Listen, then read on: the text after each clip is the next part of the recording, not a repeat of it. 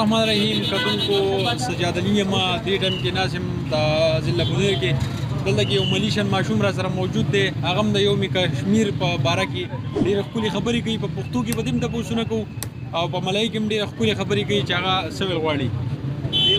السلام علیکم زما نوم ارمان دی زه د ملیشان راغلی یم او زه به بهادر ته وایم دا کشمیر د پاکستان دی دا کشمیر موږ ازادو دا انډیا په من دی څه ووایم نو اسلام ته داسې خبرې کوي دا زه د فوجیانو ته وایم چې زموږ مدد کشمیر ته لپاره وکړي او چې زه دا خبره کوم که نه چې دا کشمیر اسلام هم دی او لمونځ ته نه پرېږدي دوکان ته نه پرېږدي هر څه ته نه پرېږدي خو هغه به څه Kashmir pun memang orang Islam.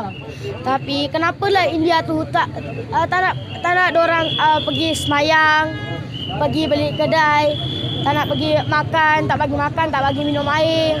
Lepas tu main pukul je macam tu. Macam mana tu? Memang kita kena cakap dengan orang semua. Maksud awak itu Kashmir masih penjara juga kan? Ya. Mas saya lepas tu tolong cakap dengan semua orang ni, sharekan ni. Lepas tu tolonglah kita untuk orang Pakistan, untuk Kashmir kita tabak kita bagi pukul India tu cukup hati kita lah. Lepas dia tak nak balik sebelum Kashmir tak tu lah apa tu tak terbuka dulu. Kalau Kashmir sudah negara sendiri orang Kashmir, kita itu hari memang senang hati juga kan? Senang. Memang kalau macam ni je kita tak senang hati. Memang kita macam apalah nak cakap apa tak dengan India ni. Diorang pun bukan orang Islam. Bagilah semayang ke. Perdana Menteri India Modi buatkan salah besar ni.